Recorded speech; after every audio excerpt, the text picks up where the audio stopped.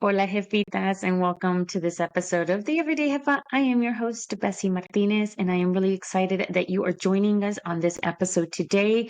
We have so much to talk about, and we'll dive into that shortly. If you are new to this show, you can find us on YouTube under the Everyday Jefa podcast as well, so you can see all of our amazing guests and what they look like, as well as you can hear us on just about every platform that you can think of, wherever it is that you choose to listen to your podcast. Jefa, of course, means a boss because we believe that we are everyday people just out there making boss moves for our lives, for our careers, for our professions. And so I get to invite guest speakers to come and just not just be share what they do, but also be super inspirational in what they do and how they're making changes within the communities that they serve. And so it can be anything from somebody in the non-alcoholic industry to a musician, to you name it. We're here just to talk about everyday things, everyday lives. But at the same time, how are we inspiring others as well as how are we inspiring ourselves? So without further ado, kind of give you guys a little bit of context. Our guest today, I had actually the fortunate, but also the misfortune. We did our recording in a few days back, like a week or so, and technology just was not on my side that day, and so I didn't record our conversation. However, she was gracious enough to go ahead and take some time off again so that we could go ahead and get this going. So once you hear this is probably going to be round two, but the beauty of it is that we're super authentic. It's raw, it's real, and that's what the Everyday Hefa is, because at the end of the day, we're just everyday people. So without further ado, I'm going to go ahead and let our guest for today introduce. Thank you so much for being here, and thank you for being here again. Yes, you got it, girl. Hello, everyone, and thank you so much, Bessy, for having me on your podcast. My name is Mayra Gomez Sanchez, and I am a launch and sales copywriter and marketing strategist for diversity-driven brands and business owners. I have been copywriting since 2022, and I have partnered with so many amazing change makers from various industries who really want to bring something positive into the world through their products or their services. So one of the things that we talked about copywriting was, one, let's get started on how did you get into copywriting, and two, what is copywriting? Because crazy enough, people still don't hear those words, but don't really quite understand what copywriting is. And so kind of navigate us into what your definition of the industry is, and two, how did you get to where you are now? Yeah, I know, I get you. When I was in my previous profession, I was an elementary teacher. And when I got to a point in my career that I felt I was ready to try something new, I went on Google and I just typed in, like, what do teachers do after teaching? Like literally something like that on Google. And then the pattern I saw come up was the word copywriter. And a few years ago, I'm like, what is that? I didn't even know what that was. So I started going down a rabbit hole, like clicking all these links, learning what a copywriter is and does. And basically, the gist is somebody who writes words on a website or on an email, on a page that's having you buy something, and it's written in a way that's persuading you to take action in buying the product or the service. So when I first kind of read the gist of it, I was like, okay, I don't know if I feel this or not, because I've seen those types of marketing techniques, and like I don't feel like connected to it. I feel like I'm not a person. I'm just like, buy my stuff now type thing. And I'm like, I don't want to be that salesy person. Um, so at first I was like, maybe that's not for me.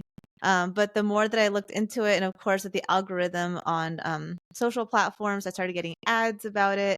And then one ad did catch my eye because it was all about like ethical marketing. And that was a term I'd never really heard about. So I clicked on that ad, and it led me down this other rabbit hole of what copywriting can look like when you do it from an ethical standpoint, writing for companies who like are trying to serve a greater purpose.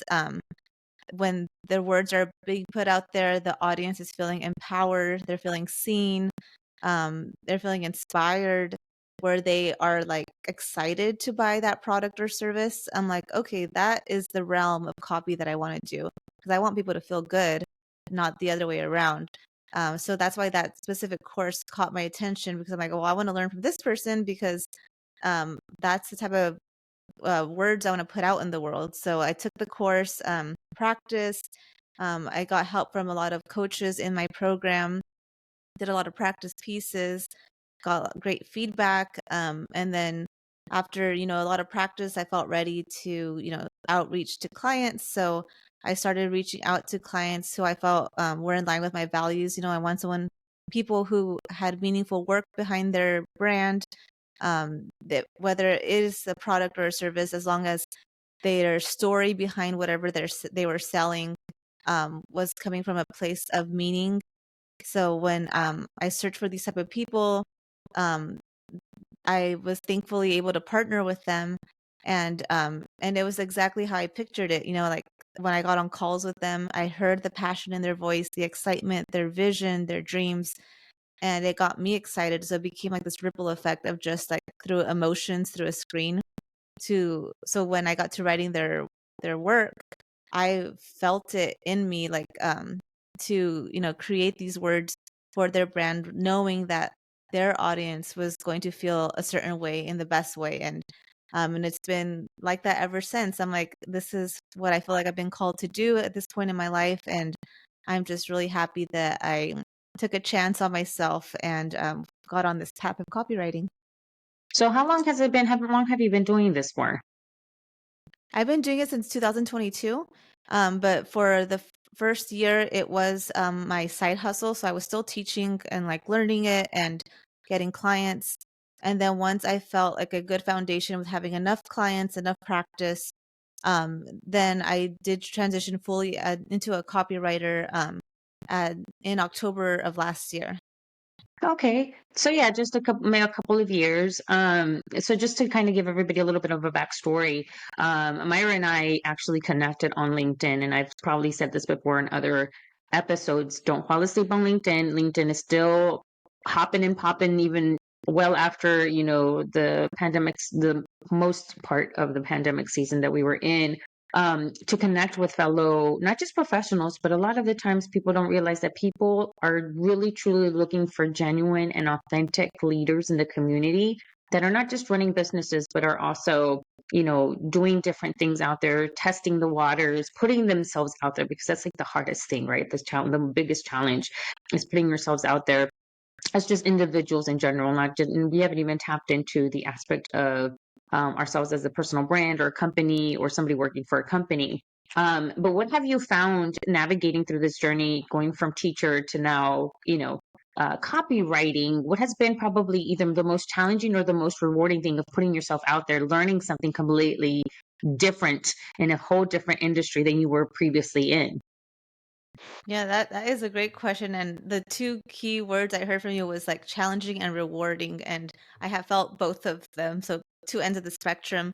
To start with challenge, it definitely was my mindset. My mindset was so like ingrained, like you go to school, get a degree, do this job for the rest of your life until you retire. And no one like told me I had to do that. I think it was just ingrained in me from what I was surrounded by, family, friends, coworkers, like that's what you did. So for me to even think about, starting my own business, the thoughts were like, who am I to run a business? I don't know anything about business. I didn't major in business, I don't have any marketing skills. And all these thoughts were telling me no. And so it was easy to just be like, okay, well, I'm going to stay where it's safe and what I know what to do and just do it. But I just knew I wasn't satisfied. And I just felt like I had to at least try, like even a small step. Like the small step was research. The second small step, okay, let me start growing my, like you said, my network on LinkedIn with like-minded people who share my values, or who are in niches that I'm interested in. Get to see what they're all about, ask questions, um, and and then it kind of just took off from there. Where like the mindset started to grow a little bit, where I started to think, I can do this. I got to put in the work, but I can do it. And I'm not saying it's perfect, right? To this day, I still battle with my own thoughts, where I'm like, I wonder, like, did I make the right choice? But I can see from where I started to where I am now that my mindset has definitely gotten stronger.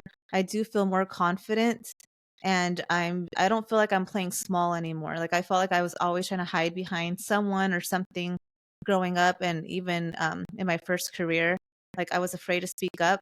And I feel like my copywriting journey and networking with like just powerhouses has given me confidence to, like, wow, like look at these mujeres like just killing it. Like I can kill it too.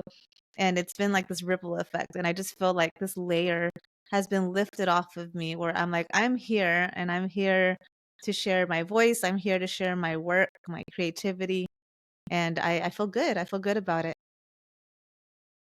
Take me back a little bit to the copywriting aspect of when you were doing the research as to what kind of copywriting. You mentioned ethical copywriting. What other kinds of copywriting is? Because I think those that do know or have heard of or even utilize the service of copywriting, we get the sense that there's only one kind.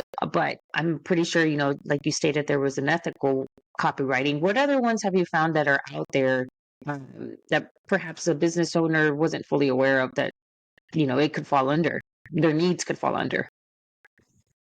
Yeah, so I feel like there could be so many types of copywriters you can learn from, and if you wanted to be a copywriter, courses you can take.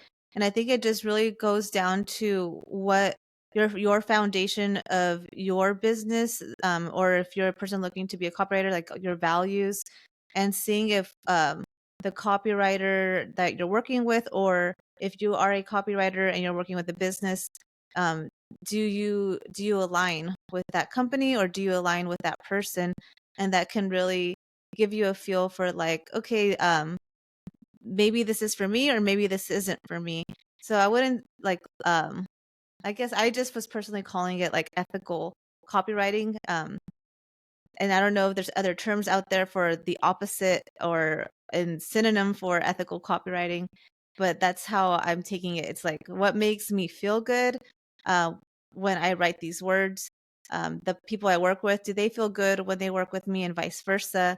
And also the opposite, if it doesn't feel aligned, then it's probably your gut instinct is correct. And there's a reason for that. So it's kind of like that inner work where you're like, okay, let me reflect. Like, why did that not feel good?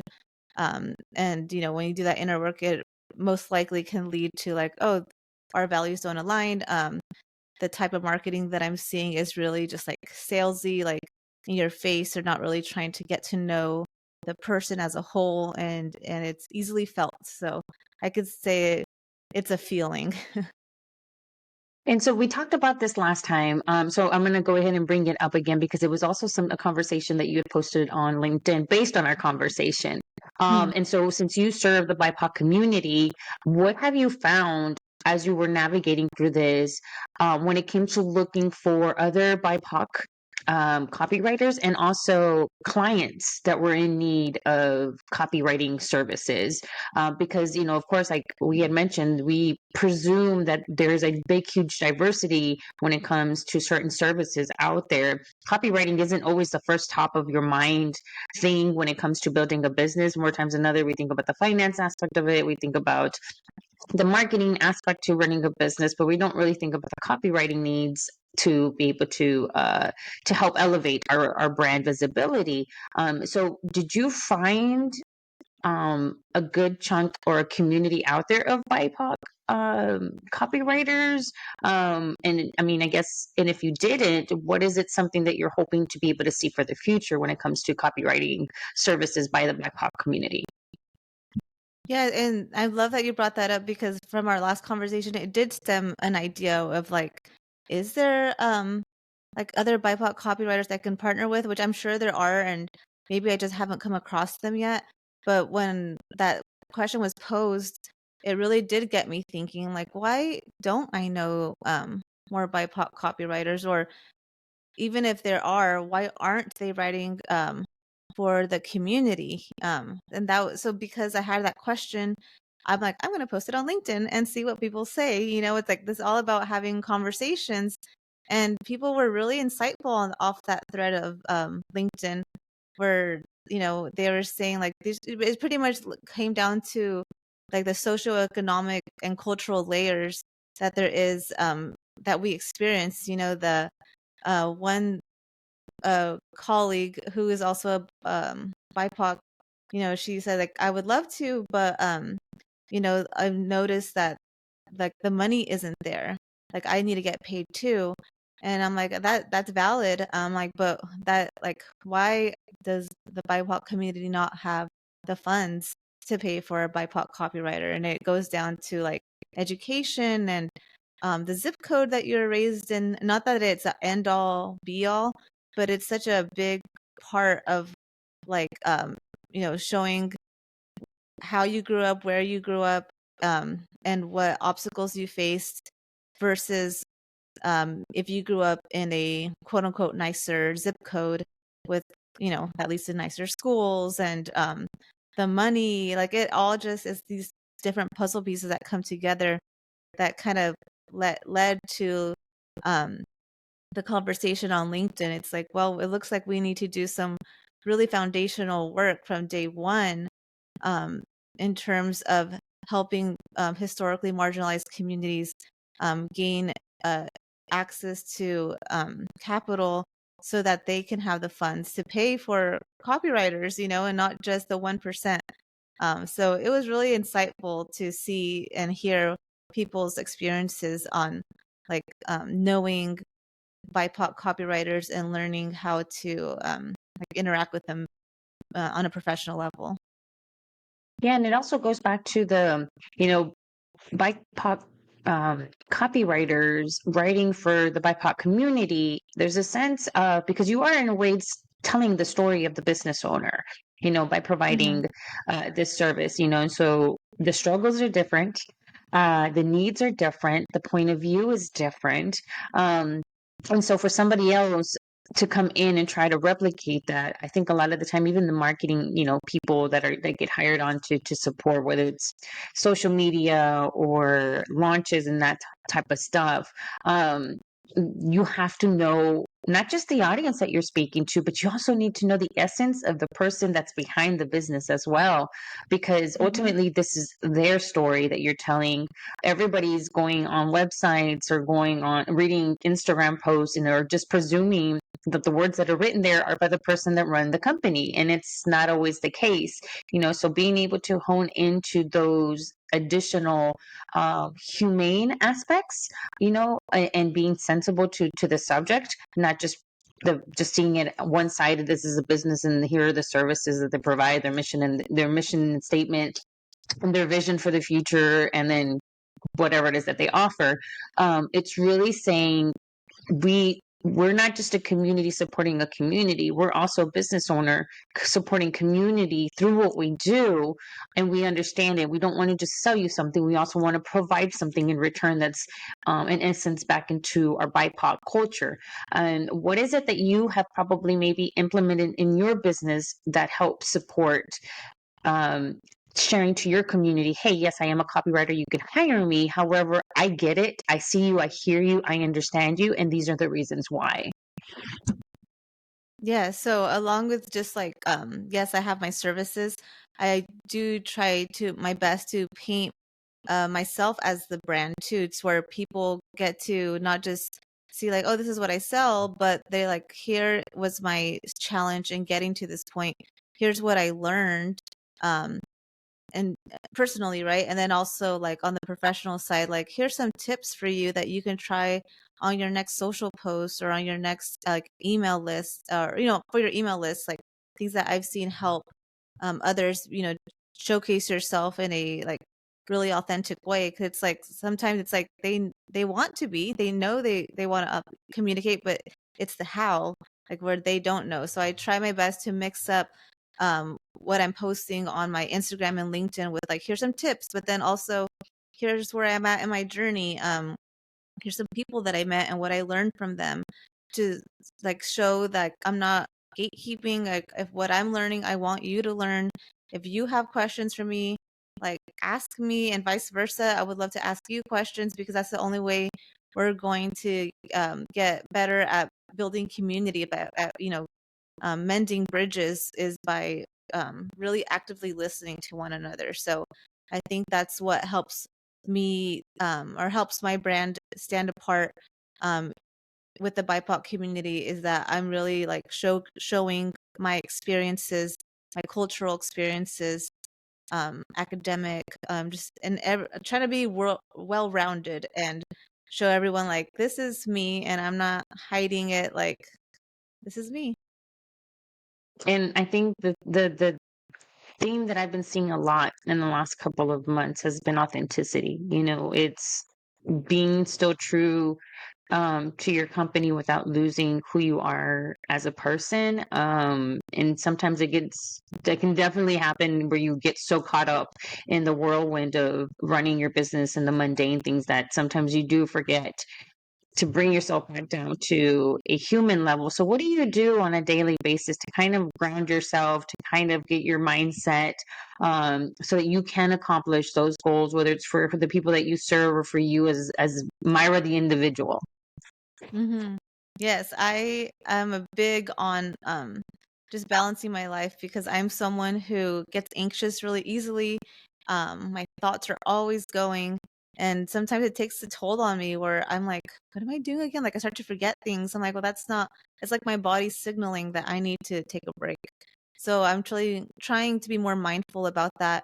So I always make sure that I start my day, which it's like two in one, right? Because I have my dog. I live in a condo, and she needs to be walked. She has to use the restroom. So it's two in one. She gets to do her necessities, and I get to go outside as the first thing in my morning. We walk around the block. I get fresh air. I get my steps in, and my brain just feels better when I walk back in the door, and I'm like, okay, now I can have my coffee and like look at emails and all of that. So making sure I put breaks in my day, and I'll put like alarms. Like I like to use Google Calendar, and I literally just go on the task section of it, and I'll put my task eat lunch. So like it'll ding at noon, and it'll pop up eat lunch, and I'm like, oh my gosh, because it could be something so simple, but you can forget when you're like go go go. So that has really helped, is those little task reminders where it's more like a personal task, not like, get on a call. And then definitely ending my day by going to the gym. I like love to move my body. It makes me feel good when I'm stretching, um, and having like my earbuds in and listening to my favorite music. And I'm just in the zone where I'm finally not like rummaging in thoughts. I'm just doing something that makes my body feel good.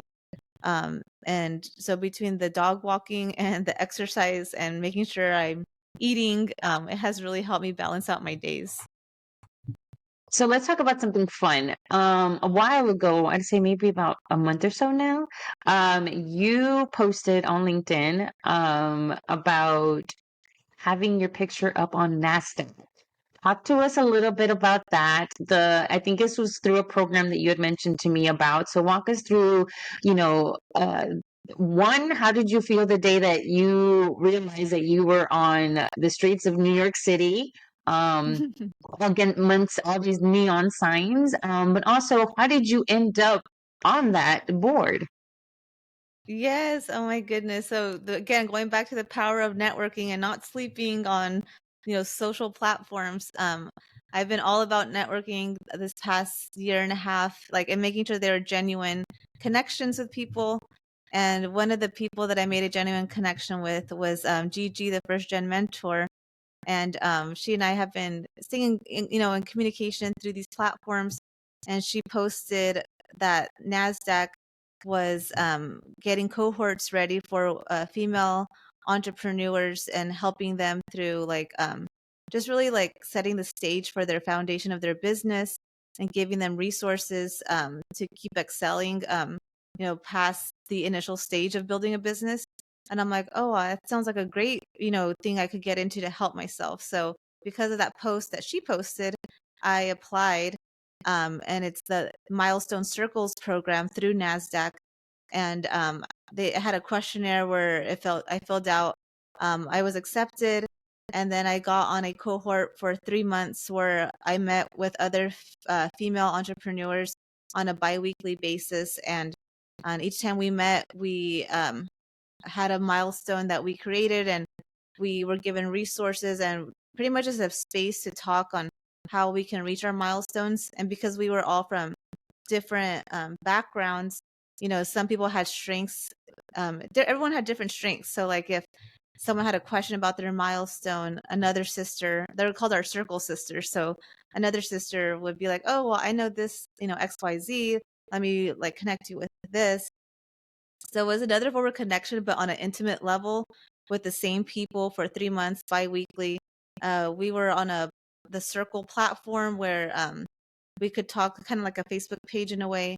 And then the NASDAQ Miles and Circles program also had resources for us, from like the smallest of things like HR, or knowing when to expand and hire, taxes, like all the nitty gritty behind a business. Like they had videos on it. And even once you graduate, they still have like events for us to attend. So I'm on their email list, so that when there's something that comes up, like, oh, that seems like it can pertain to me, like to this day, I can attend the workshops. I can still connect with Circle Sisters. So I went through those 3 months. I completed my milestone, and then they asked us for our picture, because they're like, now you are gonna go on Times Square. I'm like, for completing the NASDAQ program. I'm like, no way. Like, I didn't expect that. Like, I did it because I also obviously wanted to better myself as a business owner, but I didn't know it was gonna lead to my face in New York City. I'm like, okay, cool. So when it came out and they notified us like, oh, it's published, I immediately went on, and I'm like, I had to take a picture. I'm like, I gotta show mis papás, like, look at, your girls on Times Square. And it was just so exciting to see myself up there, and just know that, like, I worked really hard, and it showed. And it was really exciting to just to tell my parents, like, I don't know, just like that feeling of orgullo, like, look, mom, like, look, dad, I made it. So it was a very proud moment. And it should be. I mean, when I saw it, I was like, man, that's pretty cool. I mean, I looked into it as myself too, but I think I just glanced at the application, didn't really. I'm one of those that if I'm going to do something, I'm going to sit there and I'm going to like read everything, make sure, Yeah. it's aligned and it's exactly what I need to do for the moment that I'm in. But I even was excited for you. And I think anybody that knows me personally knows that I'm always rooting for the next person. I feel like your successes are my successes, because it shows us that it's what's possible, what can definitely happen, when you get out of your own way, or when you Hmm. just try something different in you. What is something that you would advise, or maybe share with the Hefas if they're looking to start a career, or they're just curious about copywriting, how they can get started? Yeah, I would definitely say to start with thinking like what you're curious about. Is there something that brings you curiosity? And whatever that is, get on the good old Google platform and type in, whatever phrase comes to mind that goes along with your curiosity. Go down that rabbit hole of research, and then from there, kind of, if that's something that truly resonates with you, then say, okay, now that I kind of know what direction I want to take, let me start following people on LinkedIn and Instagram, reading what they say, asking questions maybe on their posts, to really just get in like the minds of what an entrepreneur looks like in their niche.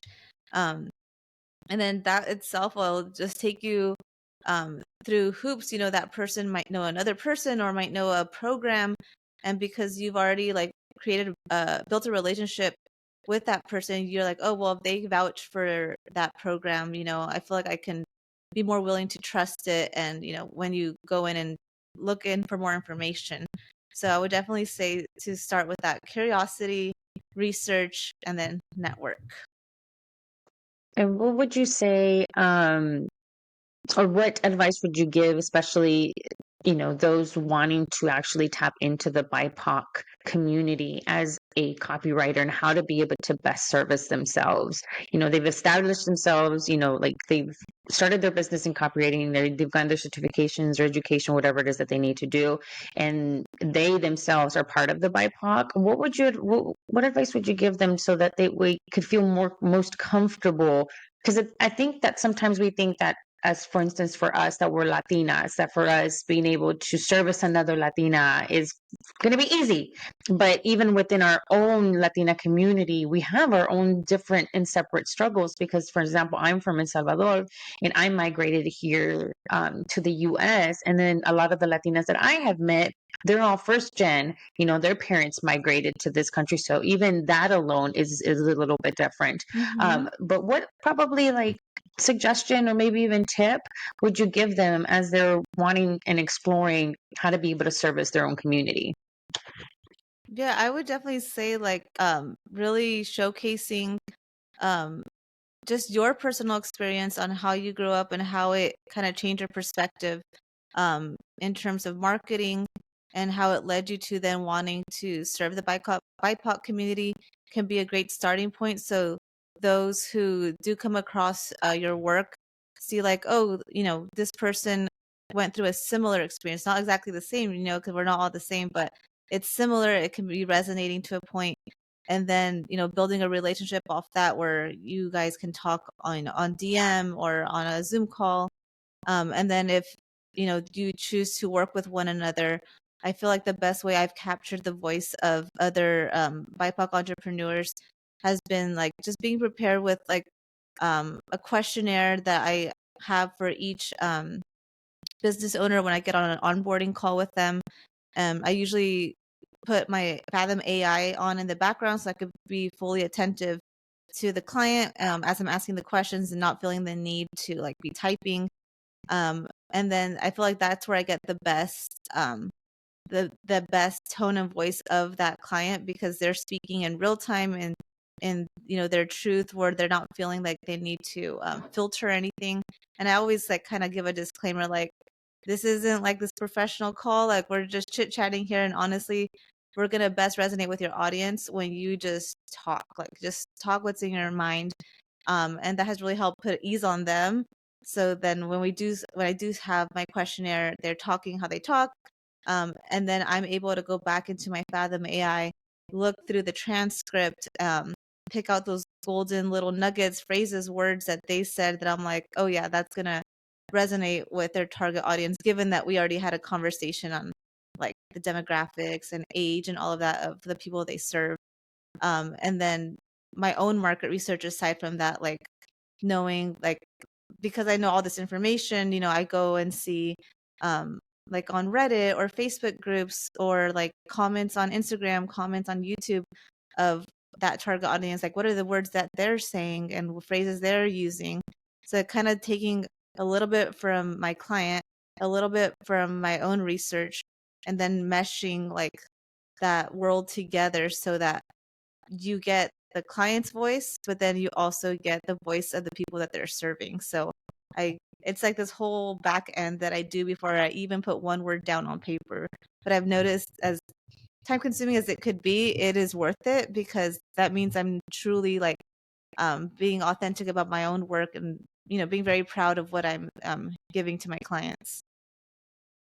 So what would be I guess your encouraging words to be able to have or see more BIPOC copywriters out there? Because sometimes it could just be a matter of, I don't know what I'm doing. I don't know where to start. A lot of times one of the things we tell people is like, just start. Like there is no perfect anything, so being that we see that there's a lack of BIPOC, and there's a gap of the need of between the BIPOC copywriter and the community that needs these services, aside from the affordability to hire somebody, sometimes it's just a matter of encouraging. You could actually encourage probably both at the same time. So what encouraging words would you give them so that they can be part of this copywriting community, to be able to continue supporting and bridge that gap? Yeah, I would say just put yourself out there. I know our mindset can get in our way to be like, I'm not good enough, I don't know enough. It's like, well, when will enough ever be enough? If that's the case, you'll never move. So it's like you said, rip it off like a band-aid. Start reaching out to brands and business owners that you resonate with. Like if it helps you to create a spreadsheet where you write down these business owners and brands first, gather their contact information and then, reach out to them. That could be a way to make it, more streamlined for you. And, knowing that the worst they can say is no, and it's okay. It's like, it builds that resilience muscle. It's like, it's not personal, not everyone's going to say yes, and that's okay. You keep going. And then the person that does say yes, it's a reason why they said yes. And you can hit it off from there and continue strengthening that relationship. So before a project ends with them, saying like, hey, like, I know our project's about to end. Whatever part they are in the funnel, it's like I can help you with your emails for the next part of your process. Let me know, and hoping to keep that relationship going. But I think just giving that encouragement to say like you just have to put yourself out there and go, just go. So, what does Myra see for her business in the next, let's say, 2 years? Ooh, in the next 2 years.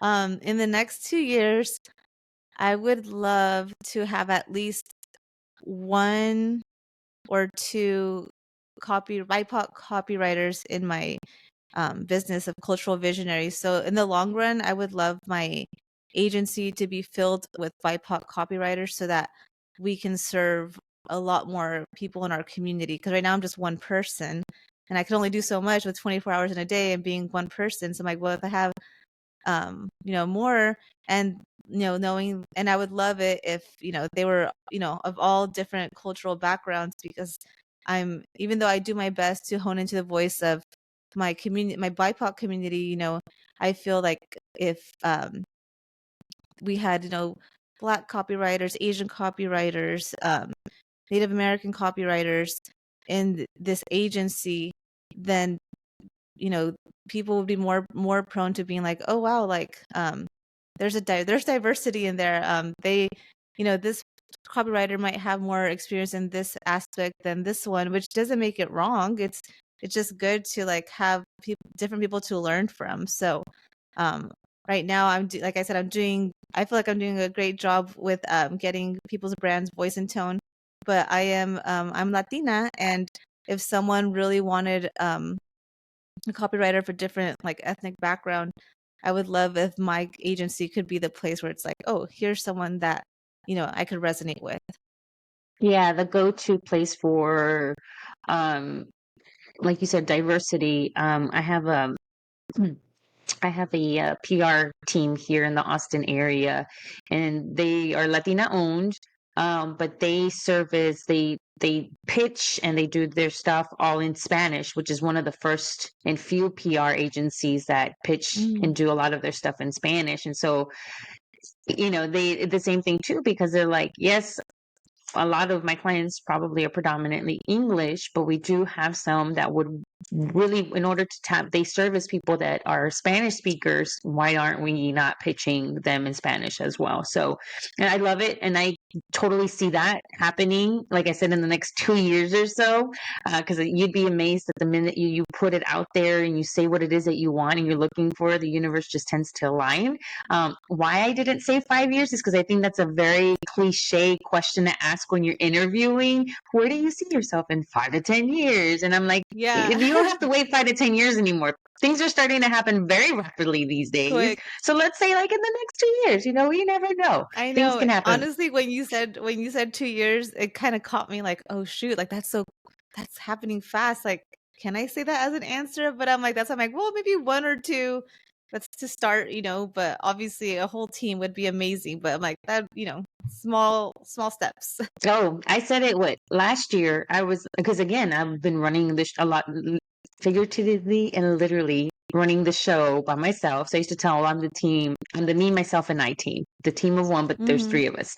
And now we're a Mm-hmm. team of 13. And I was just saying this last year. I want to grow our platform, and I want to grow the organization, and I want more people on the team. And now there's 13 of us. So that's why I said in 2 years, Yeah. because when you speak it out, things Yeah. tend to align the way the way it should. Especially when you're super authentic, you mean it from the bottom of your heart. You know you can't see it any other way and different. So that's why I said, it's gonna happen, girl. You're gonna look back at this episode and be Yes. like, what did she get me into? Oh my gosh. No, I love it. I'm like getting chills, like nervous but excited, like a mix. Because yeah, I do. I want to see it grow. I want to, and I feel like it could be a ripple effect. Like right now, as of the 2020 US census, there's 42% of the BIPOC is the population of the US is BIPOC, 42%. And I'm like, that's a lot of people. And if you compare that to the amount of business owners who are BIPOC, it doesn't match. There's a way less percentage of BIPOC business owners. So it's like there needs to be like a bridge between not just the BIPOC business owners, but even those who aren't BIPOC, but they want to be inclusive and connect their brands to the BIPOC community.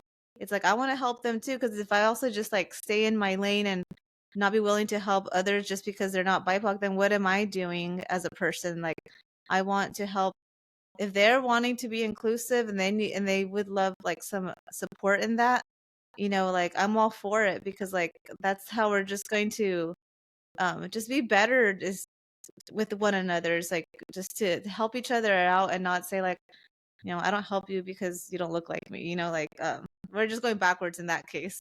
So Yeah, which that is is my goal. our current situation where it's like, because you don't look like me, therefore, but you're absolutely right. Just when we all come together, and that's always been my thing, it's like when we come together, we are just a force to be reckoned with, regardless, Mhm. culturally speaking, society speaking, but also um, just as a nation overall.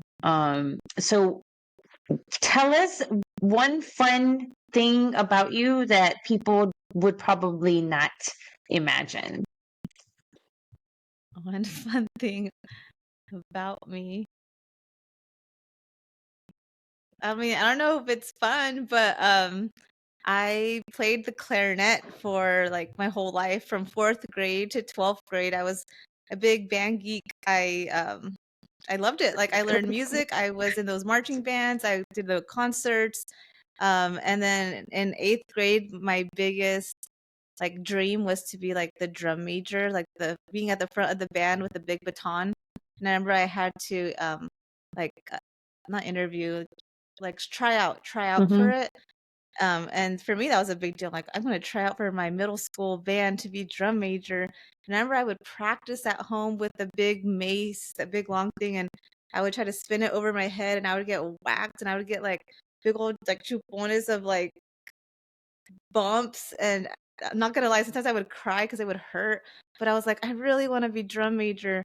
And when the tryouts finally came, I took it super seriously. I was like this like 13-year-old girl, like I want to do this. And I tried out, and then we went to like the award ceremony where my band teacher um announced the winner.